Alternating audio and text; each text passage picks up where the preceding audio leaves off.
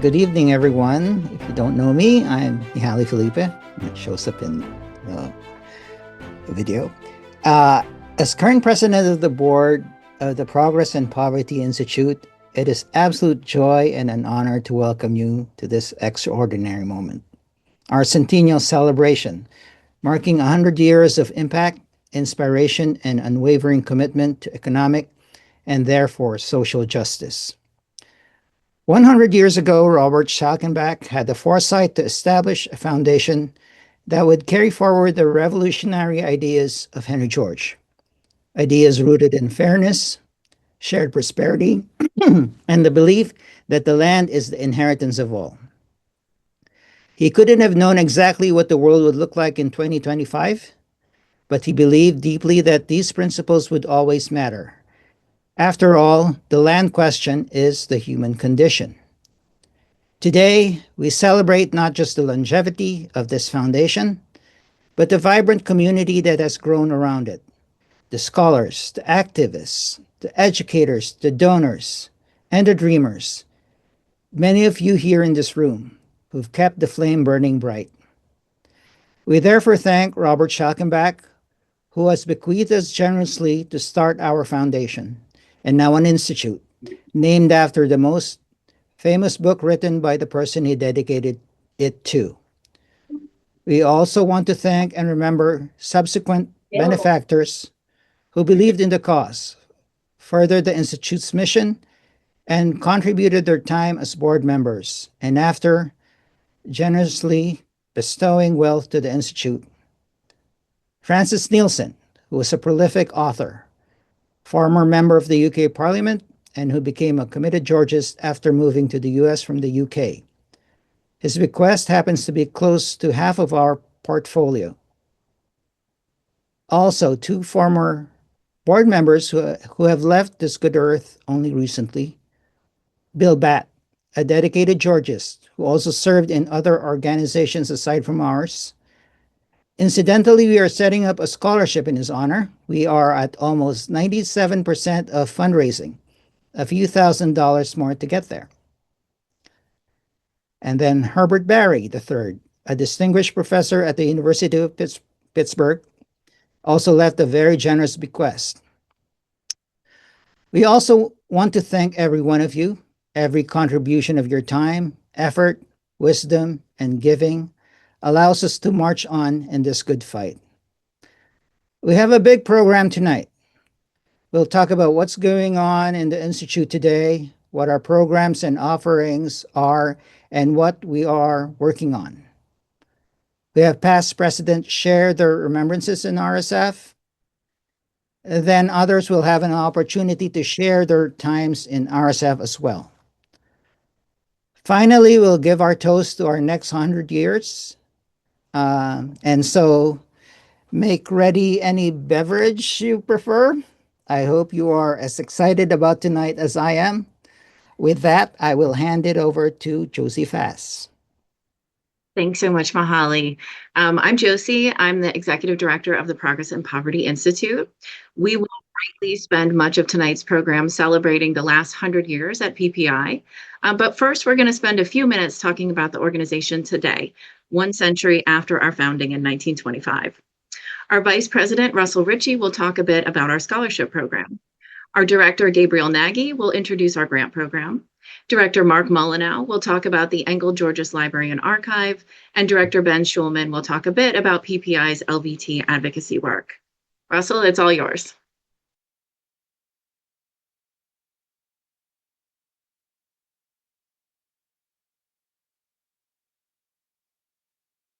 Sorry, give me a second. For 100 years, PPI has remained committed to sharing the ideas of Henry George with the world. Central to this effort is ensuring that the next generation of community leaders, activists, scholars, and economists are introduced to George's teachings in a way that enables them to bring his ideas to fruition throughout their careers and lives. This ambition is at the heart of our Progress of Ideas Scholarship Program. Each year, PPI awards $5,000 in unrestricted support to undergraduate and graduate students in disciplines ranging from economics to urban planning to public policy to support their studies. We also offer companion programming specifically designed to introduce these future leaders to the ideas of Henry George and help them understand how his notions of economic justice and equity can be applied in the 21st century. The Progress of Ideas Scholarship Program puts us in contact with amazing, thoughtful, engaged young people every year. And this year, we are excited to begin a new academic partnership with Rutgers University's Edward J. Blaustein School of Planning and Public Policy, where we have awarded 5 scholarships for the 2025 to 2026 academic year. We are also in the final stretch of an exciting scholarship fundraising effort. Today, we are just $2,916 short of reaching our $100,000 goal to endow the Bill Batt Memorial Scholarship. Many of you knew Bill, a former PPI board member, university professor, and devoted Georgist. Upon his passing, Bill left a generous bequest to PPI, which we are proud to recognize by endowing a scholarship in his name. We have put a donation link in the chat, and we would be grateful for any support you can provide towards endowing this scholarship in remembrance of our friend and colleague, Bill Batt. And with that, I will now hand it off to my board colleague, Gabriel Nagy.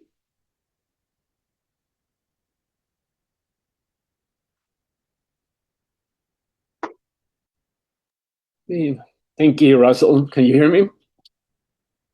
Okay. Supporting college students is a critical way that PPI brings George's ideas to life in the 21st century. And our Progress of Ideas grant program is another. Throughout our 100-year history, PPI has long recognized the importance of keeping Georgism alive in the academic discourse. Teachers who know Henry George and researchers who continue to explore his influence and the application of his theories are critical to realizing our mission. Our Progress of Ideas grant program offers up to $10,000 in support of original research into topics ranging from Henry George's place in history to modern economic applications, to subjects like climate migration and urban sprawl, which, although unheard of in George's lifetime, represents the most pressing issues to our time, begging for solutions informed by George's thinking. Every PPI grantee is held to the highest research standards, and at the completion of their funded work, they provide us with a variety of deliverables, including a video interview about their work to ensure that their important contributions are widely accessible to all sorts of audiences. If you haven't already done so, check out our website at progressandpovertyinstitute.org or YouTube to learn more. I like to think of this like refreshing knowledge. I'm now going to hand it over to my colleague, Mark Milanoiu, to talk about our library and archive. Thank you. Hi there, I'm Mark Molyneux, and so I think the library, the Ingalls Library, points to the history and our work now to both point to that history, keep it accessible, and to make this useful for the future. As many people may know, one of the principal ways that the Robert Schockemack Foundation, especially in its first couple decades of promoting the work of Henry George, was in publication. If you go online to eBay or other sellers of books, if you want to find a number of key texts, you are likely to find it published under Robert Schockemack Foundation. Having the principal texts, the key works of Henry George himself, was clearly something that the Robert Schockemack Foundation was supporting, but that was far from all it did. It both had commentaries, bits of economic analysis from acolytes and other scholars from generation to generation. to point out a few key works that were published through the Robert Jacobin Foundation over the last 100 years. The TREAD series was a conference that published a series of books alongside each conference that has continually relevant urban economics articles by some of the greatest scholars of the 60s and 70s and 80s. The Mason Gaffney collection is something that the Progress and Poverty Institute currently is working to make available and promote. Mason Gaffney, I think, was a very important figure in exploring how land and modern forms of banking coincide and interact in different credit cycles. But in the collection, you can find interesting curiosities, translations in a number of different languages: Bulgarian, Spanish, Hebrew, and more. We have unabridged editions. We have interesting abridged editions that the Institute has made over the years. We have pamphlets. And as some of the work in the previous years is to actually make sure that every single work is actually held and available in the Ingalls Library. And where possible, digitization of these works is being put forward to make this available online. And one more interesting thing, I mean, I just want to put out, I think this number is looking to be over or very close to 200, and I think more may even pop up that may have fell through the cracks in this long and esteemed history. One interesting project that is also undertaken is by Alexander Lau, who is basically doing a history of cartoons as reflected Henry George and the Georgist movements. And she has compiled dozens and dozens of cartoons to be shown with a bit of commentary. And this is, I think, a project which is both extremely interesting as well as quite fun. So I think everyone here has that to look forward to. So I believe next up is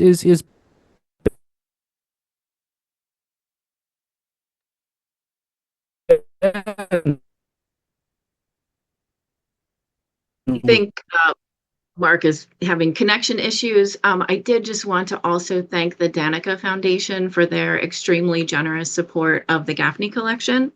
That collection has recently been completed, and that certainly would not have been possible without the Danica Foundation support. And so Ben is going to talk to us about advocacy. Good evening, everyone. I am joined tonight by a few of the next generation of Georges who, knowing that Henry George's birthday was yesterday, wanted to just share a quick happy birthday. Happy birthday, Henry George.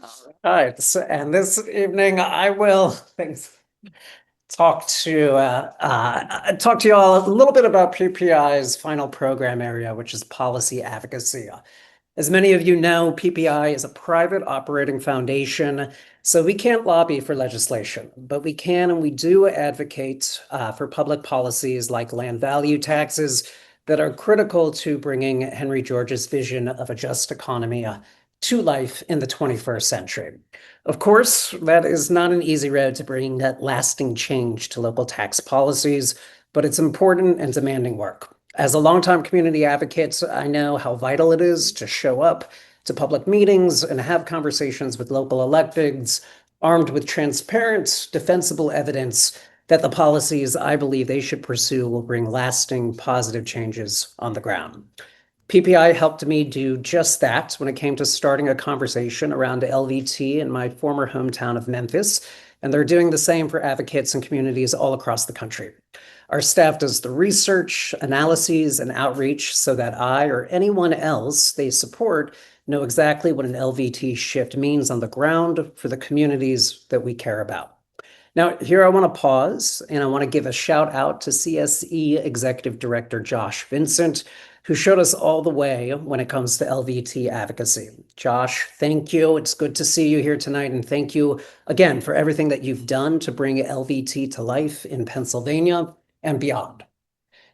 And now, as a current board member, I'm familiar with all of the programming that PPI offers, but none of that would be possible without the many, many years of hard work and dedication from the board and staff members who came before us. With that in mind, I want to now hand the virtual microphone off to my colleague, Joe Polito, to introduce the people who led PPI through its many years of change making. Thanks, Ben. In our 100-year history, we certainly have had many interesting eras, fine leaders, and wonderful accomplishments. I now have the distinct honor to introduce a number of our past board presidents who are joining us tonight to share their recollections of their time leading the organization. I'm new to the organization, and I'm kind of an odd choice to do this, but now that I look at the list, I've interacted with or watched or listened to or read material by 5 of the people here, and they're extremely capable people, as are all the members I've met in recent months, and I really look forward to hearing what they have to say. Our first speaker is Nick Tateman, who is the president of the RSF board in 2002 and 2003. Nick, thank you so much for joining us. It's a little hard to tell from the attendee list whether Nick has actually logged in. I know he did register. Nick, if you're here, if you could unmute, that would be great.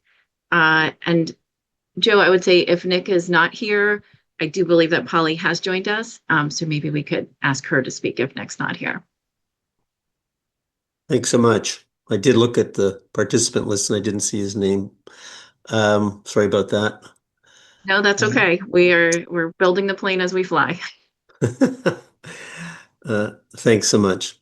Polly, would you please provide us with your recollections of your presidency? Thank you. Okay, thank you. I must say I am thrilled to see how I'm having trouble not calling it the Schockenbach Foundation.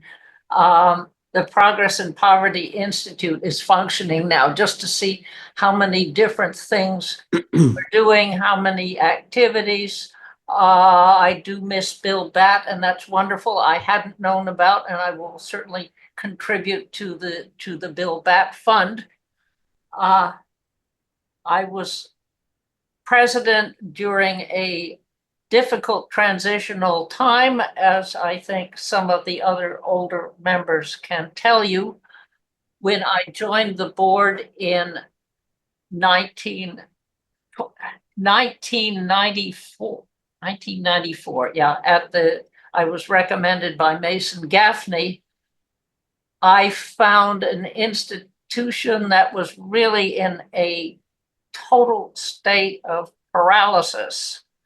And I found, in going through my records, I found an account of some of the history. I'll just read this paragraph real quick. When I joined the board in 1994, Oscar Johansson had been executive director for 18 years. His management philosophy, as he explained it to me, was to do as little and spend as little as possible, because the time was not ripe for Henry George. In fact, he told me he objected to grants because if you give people a grant, they'll just come back and bug you for another one. Seriously, that's what he said. And as I soon discovered, it was also his philosophy to give board members as little information as possible to keep them from meddling or micromanaging. Board members were then elected for life. I was by far the youngest member at 49. Oscar was not only executive director, but also a board member and secretary. He controlled the board by voting proxies for board members too elderly and ill to make it to meetings, by appointing executive committees, contrary to the bylaws, and by secretaries selectively recording the minutes. And our president then was Lowell Harris, you know, the great Georgia Columbia professor, but Lowell was too much of a gentleman to confront Oscar. So in any case, I joined the board and gradually became aware of this. as we approached my first board meeting, and I was, talking with Mason Gaffney, and Nick, who is, I hope will join us, had been part of a committee to make recommendations for changing the bylaws of the organization, in particular, to have board members re-elected every 3 years instead of having life members. So this was part of a package of proposals for my first board meeting. And they were incorporated in the agenda for the meeting. At the last minute, I found out that Oscar had written another agenda and put it in front of Lowell. And Lowell started off reading this alternative agenda, which had nothing about the proposed changes to the bylaws. And I tiptoed around the table, snatched Oscar's agenda out from in front of Lowell and gave him the correct agenda. And that was how we started having the policy of 3-year terms. And it, over the years, obviously has made an enormous difference in bringing in more different and younger people. And that, that wasn't the only battle. There were more battles, again, over procedures, over committees. We had one episode of a really disastrous executive director, whom I will not name, but who tried to essentially return the organization to its Oscar tradition. So in any case, over these years, I was very much involved in bringing the organization's management, computerizing. Everything was manual. Okay, so I brought in computer systems for the bookkeeping. I designed and established the first website back in, I think, 2001. So, this was a start to making it a modern organization, and I'm very proud of my role in that. And Nick and Ted and others were also involved in transforming Schockenbach in, the Progress and Poverty Institute into what you have now. And I'm, again, absolutely thrilled to see what's happening. And I'll let it go at that. I hope Nick has joined.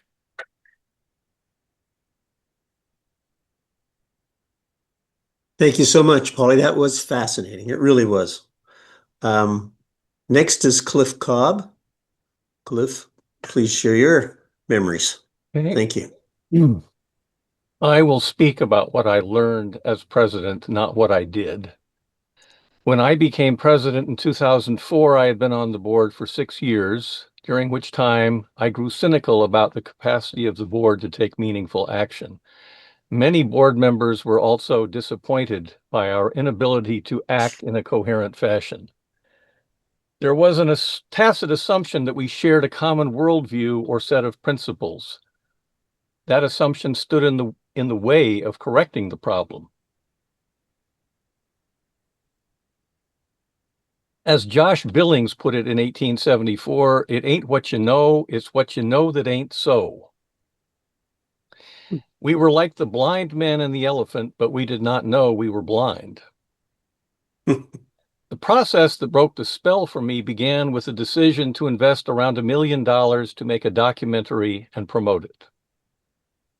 The idea was surprisingly uncontroversial. The vote in favor was around 16-4.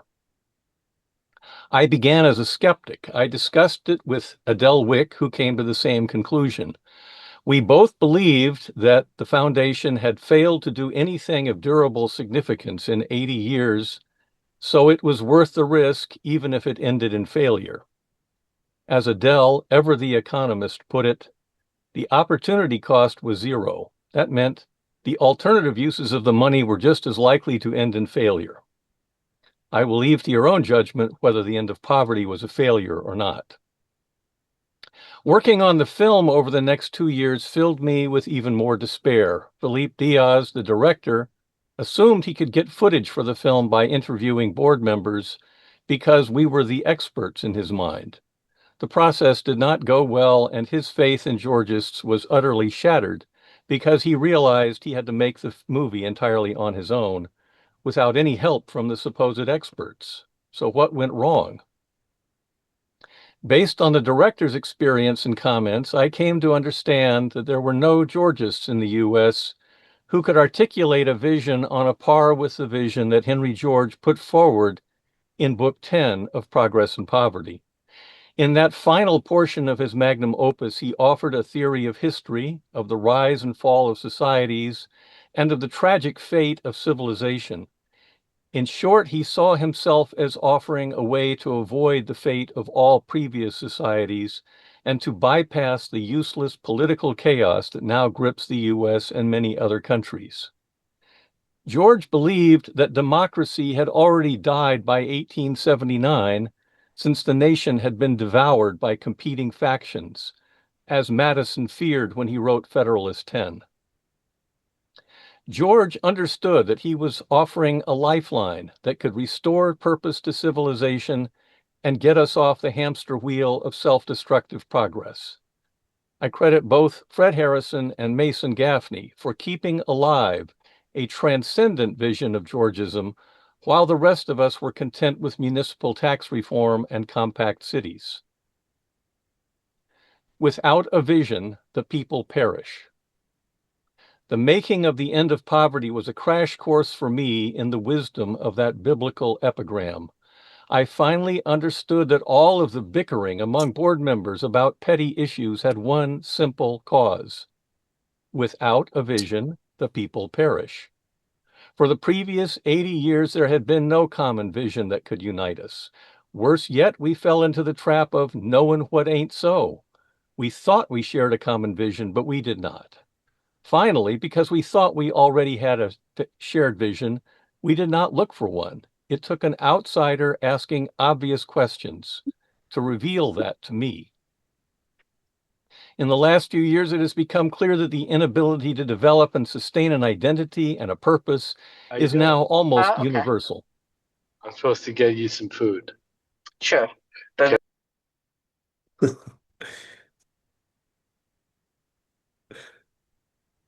Okay. I'm unmuted now. In the last few years, it has become clear that the inability to develop and sustain an identity and a purpose is now almost universal. The two major political parties in the U.S. are in complete disarray.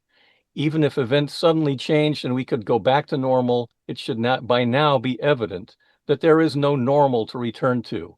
At best, the Democrats fall back on the New Deal, and the Republicans have nothing left but a cult of personality.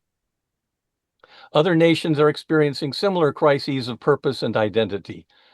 I still believe it is possible for Georgists to develop a common purpose, but unless we elaborate on the full range of his philosophy, it will remain pure potential.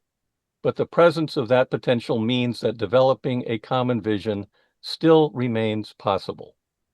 Thank you. Thanks so much, Cliff. Again, that's fascinating material.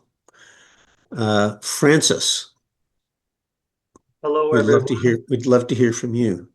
Hello, everyone. Nice to see some familiar faces.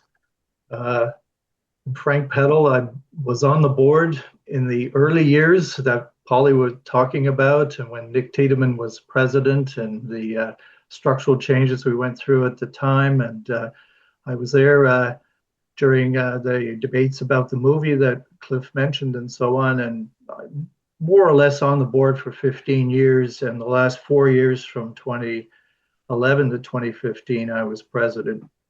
So I think in terms of organizations I've been involved in, except for my university, Schockenbach, that is PPI, and I'll try not to make that mistake. It's very hard for us old timers not to call it that way, has been my favorite institution. Not only to read the history about it, but to see how it's evolved in various ways over the years.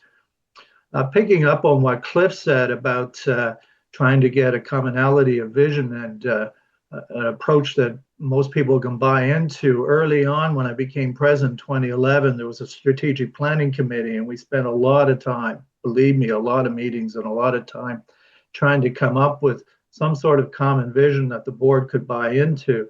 And we did eventually produce a document that was pretty well accepted by the board that had three main areas. One was communications and trying to grapple with the neophyte technology and communications of social media. And we talked about hiring a social media manager at the time as one of the implementations of that. The second one was to continue the tradition in the way of the publication and expounding and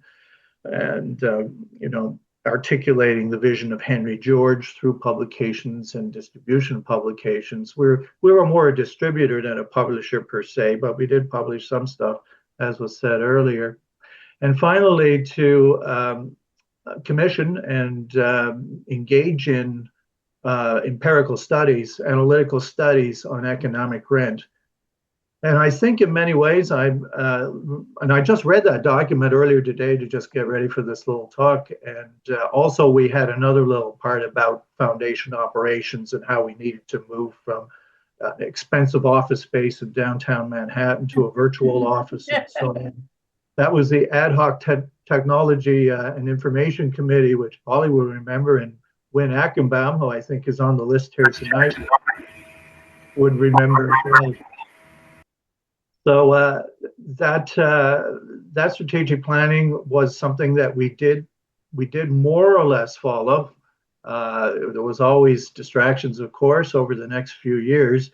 And I think a couple of specifics that came out of that. One is, of course, we were on the cusp of the whole social media revolution, and we were aware of it, and we realized we had to deal with that. And I think from what I've been seeing in recent years with the work of the foundation, that they seem to have grappled with that and are getting on it, although it's such a mess that I don't think any organization could really deal with it. But we're certainly in that milieu. The other side there was linguistic, of course. We wanted to be able to develop and articulate languages around privileges and economic rent and so on that would be more applicable to the modern world, of course. And the third area is the analytics, data analytics, and trying to get more economic intelligence on the role of economic rent in our community. And I'm very pleased to say that at least here in Canada, we now have the resources to do some very significant modeling in that regard, and we are proceeding, and I'm happy to do it, and I hope PPI can follow along in that regard through its various programs and the researchers that it seems to be sponsoring. I always felt that the academic side of things was, the hardcore empirical side was a little something that we were lacking on. And finally, before I sign off, I do have to say that my moment of fame was with PPI when Fred Harrison and Vanessa Redgrave and Carlo Nero showed up, and we sponsored them, showed up at Columbia University to premiere their movie Bosnia Rising. And we were able to give a little speech on George and all of that during that event. It was, of course, attended by more professors than any other event in history, because they all at Columbia were banging down the doors to get into this fairly large auditorium because they all wanted to see Vanessa Redgrave because they remember her from the old days, right?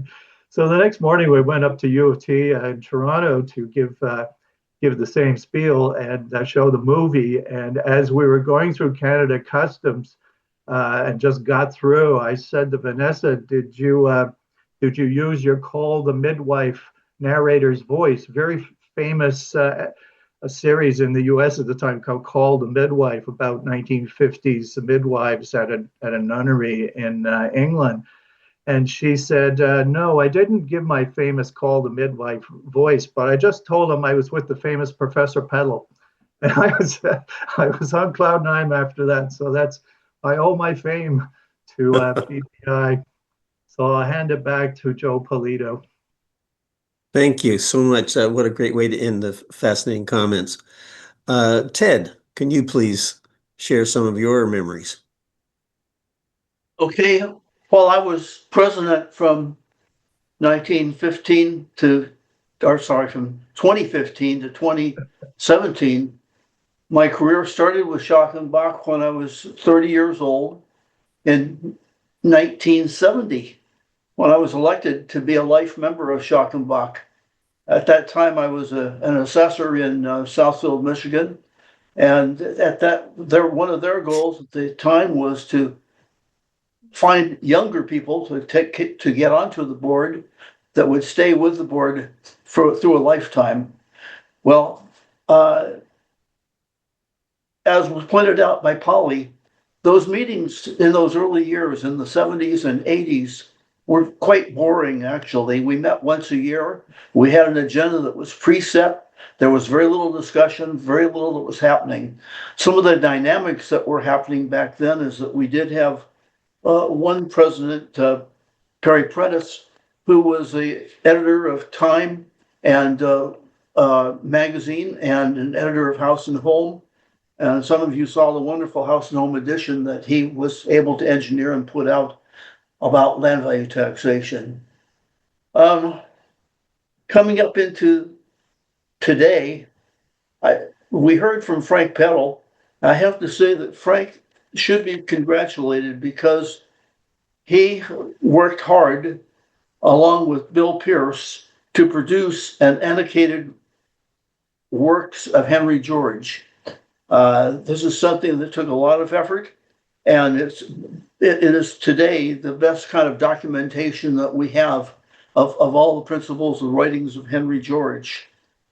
During my career with Schachenbach, we also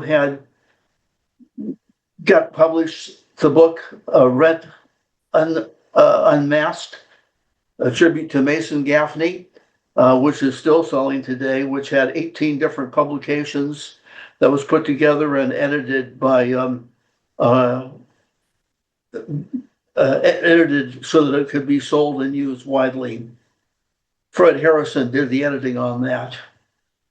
Schachenbach also along the way sponsored many and helped to sponsor the Council of Georgia's organizations, and those were helpful over the years.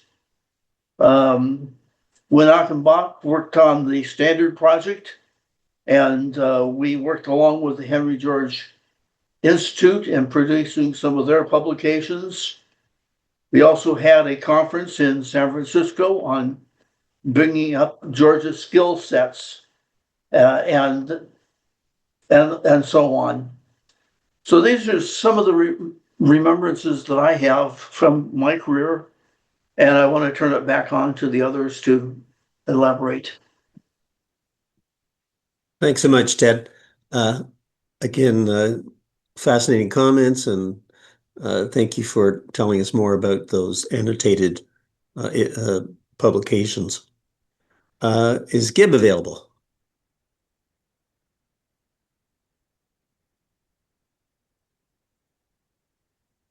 Yes, I'm here. There he is. Before I begin my remarks, I'd like to thank Ted Gordney, who has been a mentor of mine over the course of many years, and also Wynn Achenbaum, who has been a trusted advisor to me over the years. I've certainly enjoyed her counsel. I would like to say congratulations on rebranding our foundation as the Progress and Poverty Institute. We know Robert Schachenbach as the president of the Manhattan Single Tax Club, but most do not recognize his name nor how to spell it. This foundation has lasted 100 years, both because of the soundness of Henry George's ideas, but also because he attracted disciples to our cause that allowed his principal work to continue on after his death. Prior to my election as president, there was a realization that the high cost of living in New York City was taking money away from programs that we wish to fund. Mark Sullivan, our long-serving administrative director, was talking about retirement, and David Geeson, a few years prior, got the board to read the book, the board book, and that was significant in changing our view as to what the organization ought to look for. This book suggested that an executive director model would be more efficient, and it would take some of the workload off of both the officers and board members who were all volunteers. We only succeed with the dedication of the hard work of the board, but we did have some board members resign because the workload was more than what they had bargained for. There's no substitute for hard work to accomplish our goals. When I was president, we needed to do a number of things simultaneously. We needed to get better at doing remote meetings. We needed to agree on a retirement package for Mark Sullivan. We needed to agree in principle that we were open to moving out of New York City, and we needed to start a process for hiring an executive director. People in this room know that this only happens with widespread agreement on foundation plans. We needed to agree on recruitment, timeline, hiring, salary office, and of course, consensus does not come easily. We also continued to publish books, go to conferences, meet elected officials, scholars, and other interested individuals. Our foundation did not stop operations just because of a move. At the end of my term as president, Mark had retired with dignity. We had hired Josie Foss. We still had a New York City office, but we were open to moving. Josie met with the staff remotely.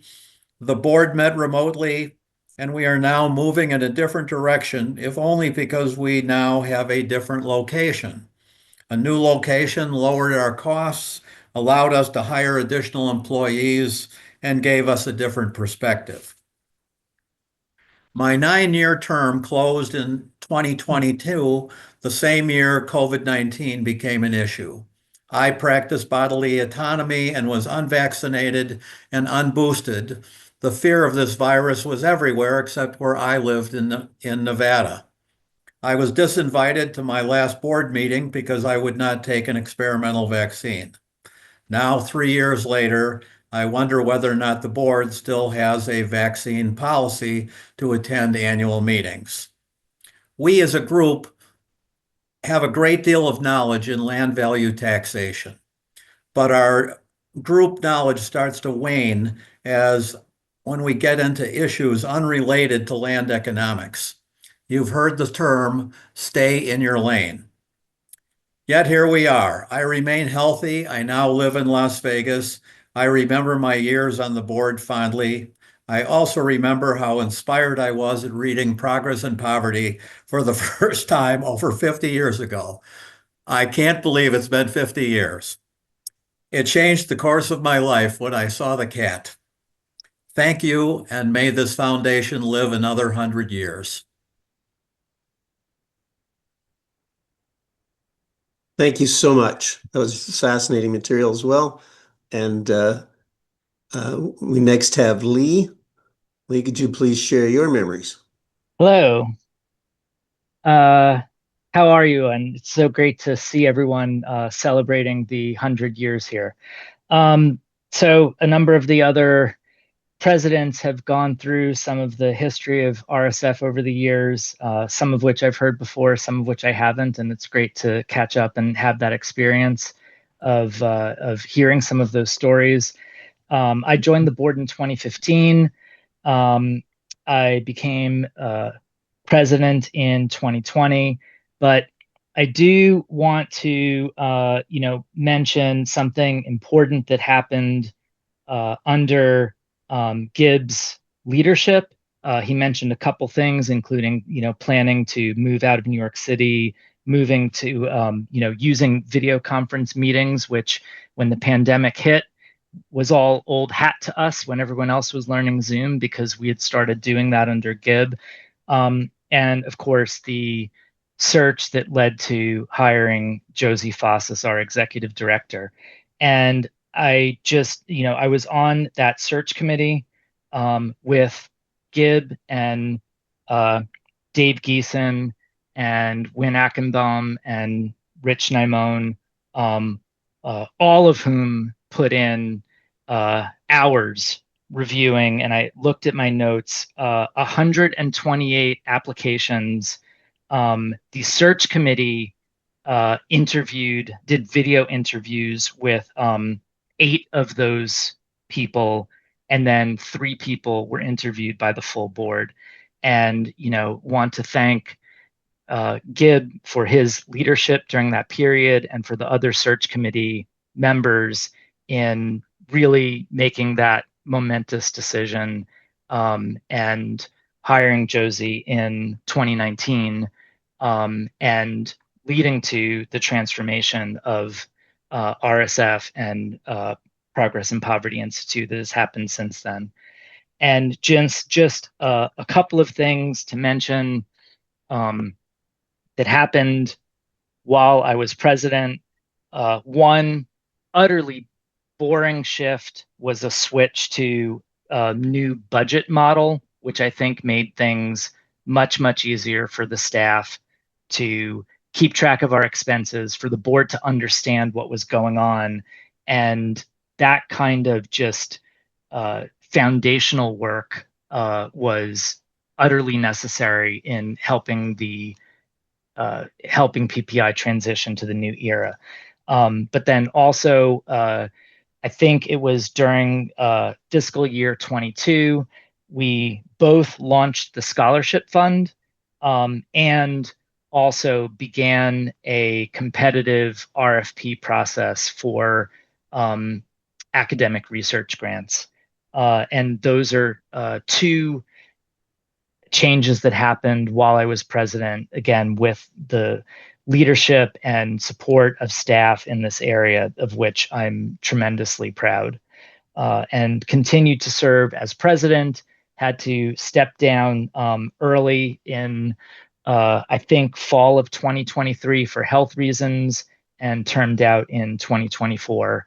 And Matt Donauer, who was vice president at the time, became president, and then was elected president in the 2024 meeting. Thank you. Thank you so much, Lee. And last, the person you just mentioned, Matthew, can you please? Yeah, that's me. As Lee mentioned, I sort of stumbled into the presidency by accident. I've been Lee's vice president. He had to step back a bit, and so I stepped into the presidency. And honestly, I feel like most of what I was in charge of was just finishing a lot of the vision that we had been working on for several years there. Really streamlining what we saw our core functions to be, sort of what you saw in the prior presentation, the scholarship, the grants, the advocacy, and really focusing on those things and bringing in experts to do them. Polly, you mentioned the prevailing view in the 90s, or at least with the director, was that it wasn't the time for Henry George. And I feel like the biggest shift really is that there's a lot of excitement on the board, and the feeling that sort of like this actually is the time. For a variety of reasons. I think I just read land values probably doubled in the last 10 years or 15 years. The changes with climate and technology and all of those shifts. I think there's a lot of confidence on the board now that this really is a time where it's time to stop kind of sitting back and start to get more involved, because we're at sort of one of those periods where they're really what activists and what researchers do now can shape the shape of things for a long time to come. Beyond being vice president for Lee and then president, my probably most important task was on the nominations committee. And another thing that Lee really spearheaded and that we developed and sort of stabilized was a more active kind of nominations committee process, to get to know our applicants ahead of time, have specific people on the board whose job it was to be actively searching, saying like, hey, you're on this committee, turned out to be more effective than just you're on the board, so please find nominees. And I have to say that our last couple nominations processes, I think we really accomplished some impressive things as far as finding people with a really wide variety of experience, people from a lot of different walks of life, who can hopefully bring a lot of vitality to the organization for the 3 or 6 or 9 years that they're on the board. And I think that's probably what makes you the most excited about where things are headed, is that we've really succeeded, I think, in rejuvenating our board, and hopefully making up for a lot of the longtime board members have passed or left the board, and so it was a big challenge to come up with a group that we feel like can move us forward in the future. But I think we really did it, and I'm really excited to. I've been really pleased to see what a great president Mihaly has been so far, and I've got all the confidence that he's gonna be on this list in another, whenever we celebrate another ennial, and we'll look back at him as another one of these really really pivotal presidents for the organization. Thank you so much, Matthew. Many of you may be familiar with the book From Good to Great by Professor Collins. And one of the keys to becoming a great organization is to have leaders who are both humble and capable, people who are dedicated to the success of the organization rather than themselves. And each and every one of you, and Mihaly coming up next, seem to be that kind of person. And so that bodes well for the future of our organization. In the preparation notes that was prepared for me, our very capable executive director suggested that I say I have the distinct honor to introduce. Well, it was a distinct honor to listen as well. I really enjoyed that. Next, we're going to go into the remembrance section from other people. And Greg Erickson, you've been asked to get us started. He's a former board treasurer. Greg? Oh, thank you very much. I'm glad to be promoted to a former board president, but I'm not. Oh, I'm sorry, board treasurer. No problem. I did serve, however, as a finance committee chair and the investment committee chair, various names, treasurer during the 18 years that I served on the board. And when I came on, brought on by Mason Gaffney, or at the invitation of Mason Gaffney, I really wasn't a Georgist, but I was an economist and had strong feelings about the importance of natural resources in human welfare. And it was a wondrous thing to discover the Henry George philosophy that so clearly aligned with what I had learned as an economist working in Alaska with oil revenues. I came on the board in the early 2000s and soon was appointed to the Finance Committee, as it was called at that time.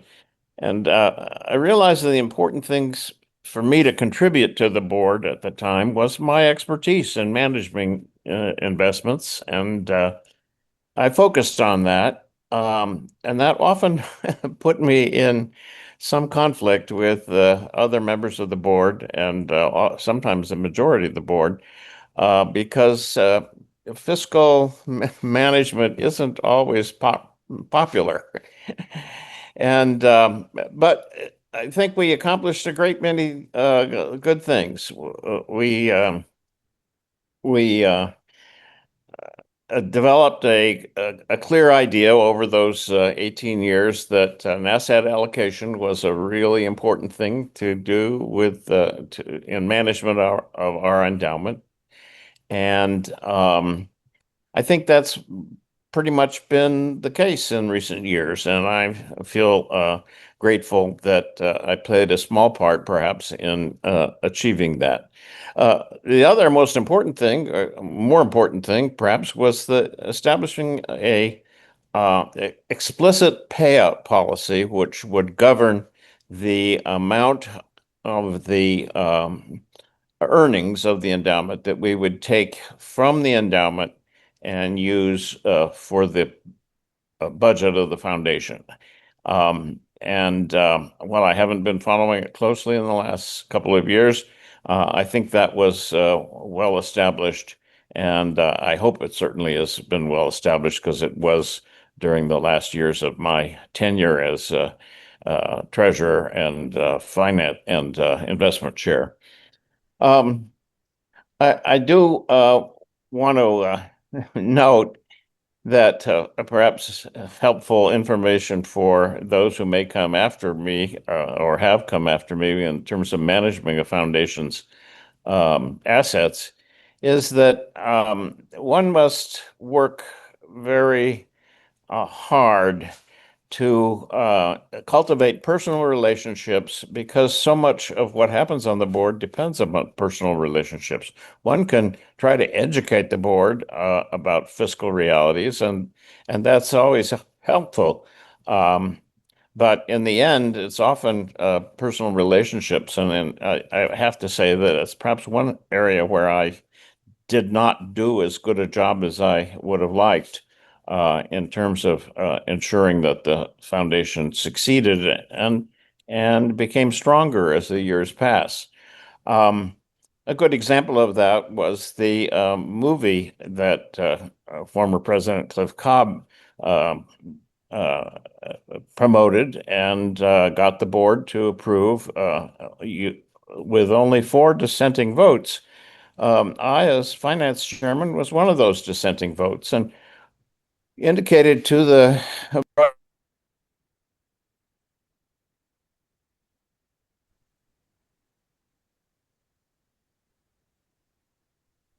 Sorry, Greg, I think you hit mute halfway through that last sentence. Yeah, I'm sorry there. Anyway, we in the end, over my objections, I would say, as finance chair, and over the against the advice of expert witnesses who indicated to us that the proposal was very unlikely to pay for itself, notwithstanding the claims of the promoters of this movie, we ended up losing well over $1 million, almost $1.5 million of our endowment on this ill-considered proposal. Now, I'm not saying that that the promoters of this project were culpable. It was clearly a widely believed good opportunity, but it always is important to maintain. And I believe the board clearly indicated throughout my tenure on it as that it wanted to expand, increase the real value of the endowment, or at least hold it steady. I'm not sure that's happened. Back in 2002, our endowment was worth 10.3 million. I went back and looked it up yesterday. And just adjusting for inflation and not counting the increment to the that the Nielsen increment added to our endowment, our value today should be in excess of 18 million in the endowment. And I don't know what the current endowment is. I tried to get that information, but it wasn't sent to me. In any event, I think that's important. And sometimes it takes someone who's willing to be a little unpopular to push that ahead. I thank you very much. Thank you, Greg Erickson, for all those memories and all those memories and wisdom for us who are here right now. Before we continue, we want to recognize Gloria Foldvary, who is here. Gloria is, as many of you would know, is Fred Foldvary's widow. We want to note Fred's significant contribution, of course, to George's economic thought and to PPI as our treasurer, and as a very committed board member. Thank you so much for being here. Thank you very much. Fred, he I used to joke with Fred and say, um, the one thing that really makes you happy is everything that he was doing for the Schockenbach various committees that he was on. And I know how much he cared and valued Henry George. And I used to joke and say, if Henry George was alive, would you have married him or me? So, anyway, just a little geek joke. But thank you so much for remembering. How did you answer, Gloria? Thank you very much. I just wanted to quickly share a memory about Fred because Fred was on the board when I was hired. And, Fred was kind of this intellectual giant in the space. And I remember people saying, oh, Fred Fulbury is the person whose ideas brought me to Georgism. And I can't believe that you get to work with him. And it was so funny because Fred, as a person, was so kind and so approachable. And he was just the most, and this is not a knock on any of the other board members, but the most easygoing board member and just so committed and wonderful. And I remember when he rotated, well, when it was time for us to honor him, he had picked a quote. We asked each outgoing board member to pick a quote. And his was, in nature, there is no reason for poverty. And I just thought that that was such a wonderful, profound, and kind of all-encompassing selection. And I have it hanging on the wall right outside of my office. Thank you. Yes, he was very accomplished, very humble. And if I ever wanted to set him off, I'd just say land tax. So thank you. Thank you for being here. Yeah, I met Fred over in Facebook in one of the groups, and yeah, that's where we interacted. Thank you for being here. Is there anybody here who wants to share? The floor is open for sharing your memories, even if you're still a board member, you're free to share.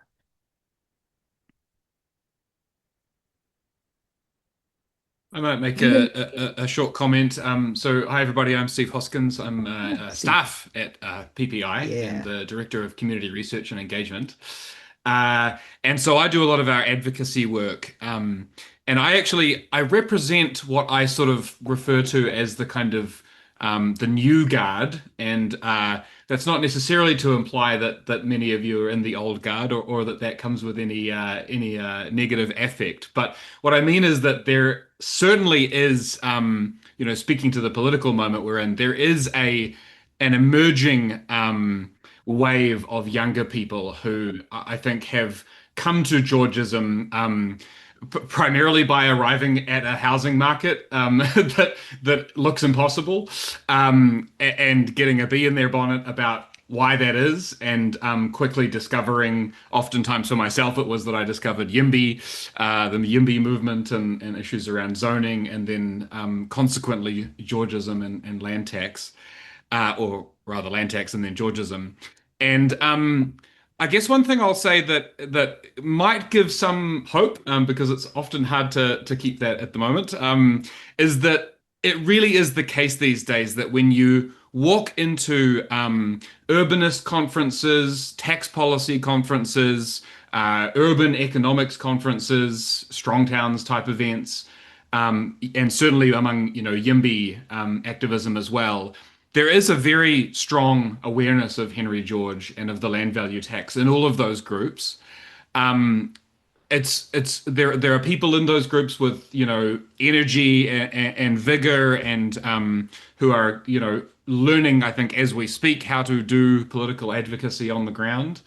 And yeah, that is very encouraging for me. At the moment, I think the frustrating aspect of it perhaps is that when you then get into the brass tacks of implementation, you can sort of see the excitement draining out of the eyes of an elected official when they think about taxes increasing on a third of single family homeowners and that sort of thing. And then economists sort of tend to go, yeah, the land value tax is perfect, but it's never going to happen. I'm more interested in things that are. So that's kind of the moment that we're in terms of my experience. And yeah, I think as long as we can find ways to capture all of that energy and channel it into productive and politically viable directions, I think we might be sort of in a moment where we can start getting some wins back on the board after a pretty tough, well, at least the middle half of the 20th century. So yeah, that's kind of some remembrances from the present day. Thank you, Steve. When you said the new god, I had to look at the transcription in the screen because oh, new guard. The new god is Henry George II. Yeah. Anybody else?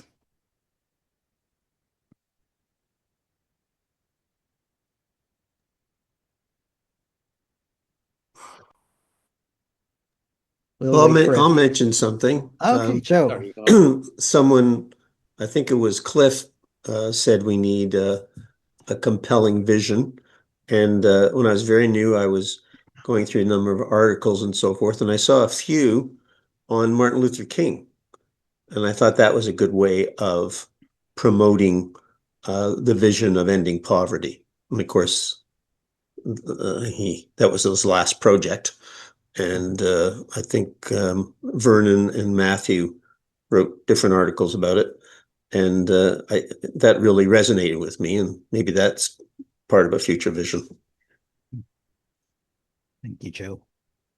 Hey, this is Bill Purris. I wanted to mention one other name, and that is Adele Wick, who was president at the time I joined the board, and I believe was very instrumental in the change in both in the management structure and in trying to articulate a new vision for the old Schockenbach. So she unfortunately passed away very shortly after her board service, but I thought her name should at least be mentioned here. Thank you. Thank you.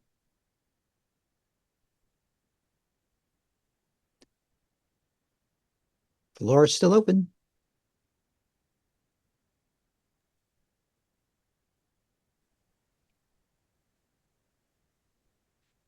I was on the board when the annotated works project was first brought up, and I was excited by it. I was troubled by the price that these books would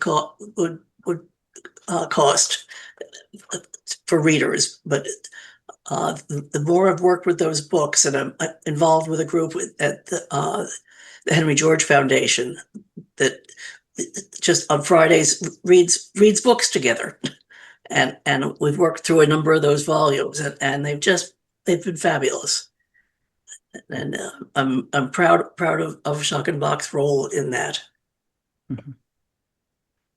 Thank you, Win. Good to see you.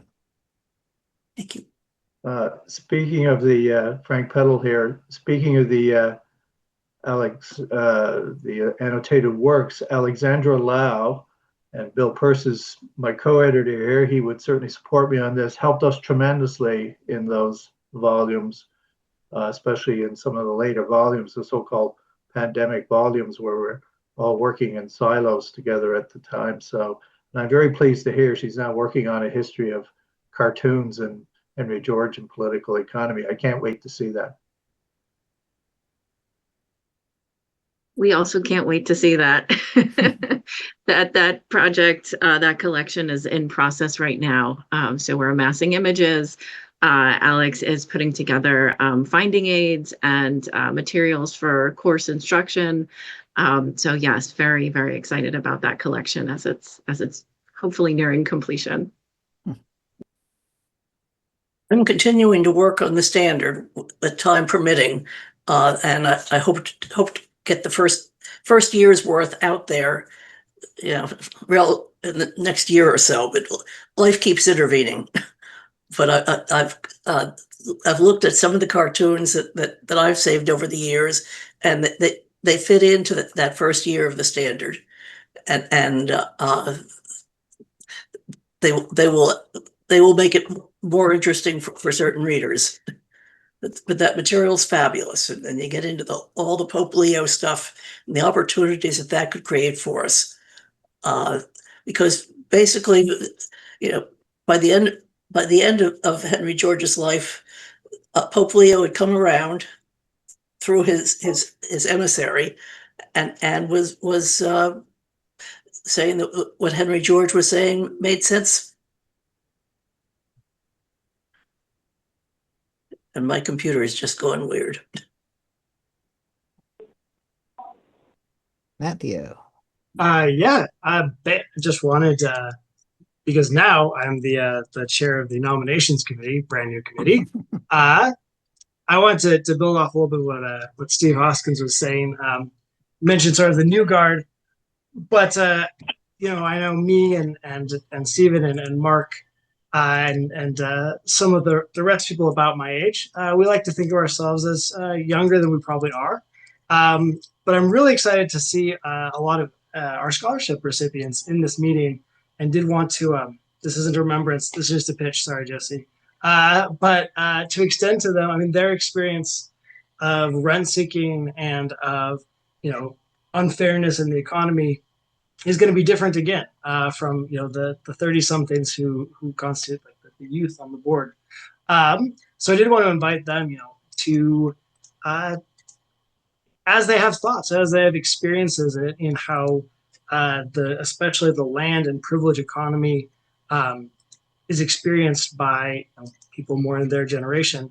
We would love to hear from and publish them and you know, be helpful in, I guess, giving voice to another kind of point of view and yet another up and coming point of view, as we really believe that this is something that's going to affect every generation, but maybe not in exactly the same way.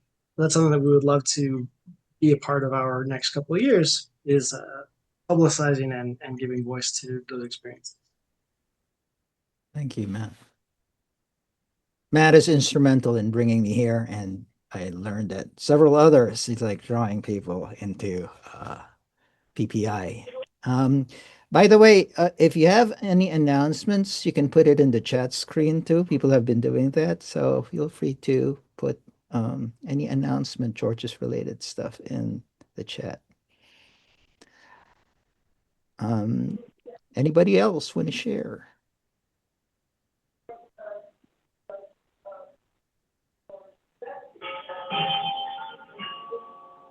Music. Do we move on to the toast? Okay, we can go on to the toast. There are no more people who want to share, or we move on. So let's have a toast. So friends, colleagues, and fellow travelers on this journey tonight, as we stand at the close of 100 remarkable and colorful years, we raise our glasses, not only in gratitude for the past, apparently surviving it, but in excitement for the future. We honor Robert Salkenbach's vision, and we celebrate the countless people who have carried this torch across generations. Every one of you. Most importantly, we look ahead to the next century of ideas, actions, and hope. May we, the Progress and Poverty Institute, continue to inspire bold thinking, nurture justice, and remind the world that the gifts of the earth and of this universe belong to us all. So here's to the next 100 years. May they even be brighter, bolder, and more impactful than the first. May we win in our fight against human poverty. To the future of the Progress and Poverty Institute. Cheers. Cheers. Here, here. Here, here. Cheers. Here, here. Anybody want to give their toast? May I jump in? Yes. Hi, my name is Alec Dvorkin. I'm a professor of economics at St. John's University, And I guess on behalf of everyone I represent with that name, many thanks to the RSF and now PPI for that grant, which I don't really know how, but it ended up at St. John's and a couple of other places back in the early 80s. Since then, at least in my department and my college, we've been running sometimes annual, but pretty much every semester, Henry George lecture series. So I've been I've taken over that since 2019, in 2019, and since then I've been organizing, continuing sort of in the path that was charted by my predecessors, and most famously, of course, Dr. Joe Giacalone, with whom maybe some of you know personally and have worked with. So in any case, I'm just thankful for that opportunity, that it exists, and that through that we can give platform to really interesting speakers. And we range from super known economists to, I think last year we had the Minister of Finance of Norway. And so there's a wide range. And what's interesting is the reception, that it's very interesting for students. So that is my toast, because it is through the work of organizations such as yours, is that we can actually sort of impact lives and help intellectually sort of satisfy that intellectual curiosity in much wider audiences.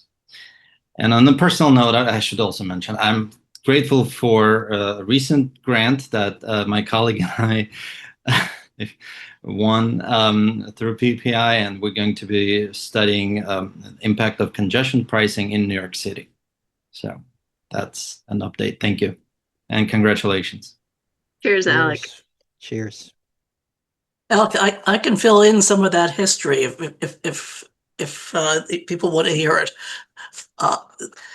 We basically, Eric had spoken about asset allocation. Well, our board members, our finance committee had some very good investors on it way back when.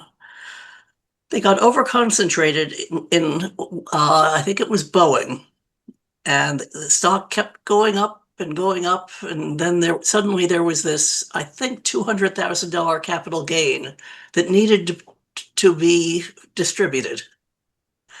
And 6 board members proposed programs at I think at their alma maters or schools that they cared about. And our treasurer, I think it was our treasurer, Tommy Larkin, who was the connection to St. John's. He had been involved there on the board for 20 years. Lank Green was involved at Williams College. John Kelly at the University of Scranton. And right now I'm drawing a blank on the 4th name. But those 4 proposals were then, I guess, voted on by the board and that money distributed. Oh, that's very interesting. Thank you. And well, more decisions like that. Thank you, Boeing. You know, Keep them. Let's generate more decisions like that. Yeah, that's very interesting. Thanks. Any more toasts? I would just like. Oh, go ahead. Go ahead. No, you go. I had to go get my copy of Progress in Poverty to find this toast, but it's dedication. And now I'm looking for that page. Excuse me.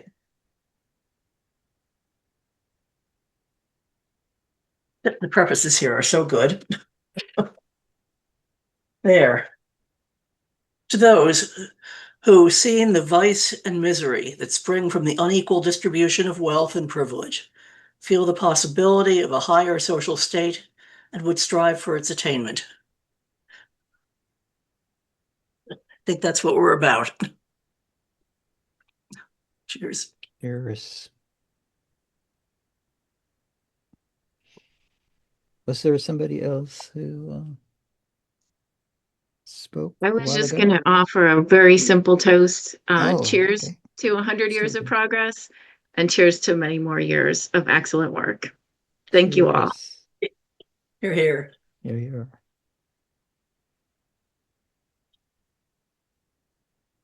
I just want to toast for the amazing value of humanity that we have seen here, and the reason that we are still standing for 100 years is because all of you have contributed time, knowledge, and expertise. So, cheers to all of you, and thank you. Here, here. Cheers. Yeah. Thank you.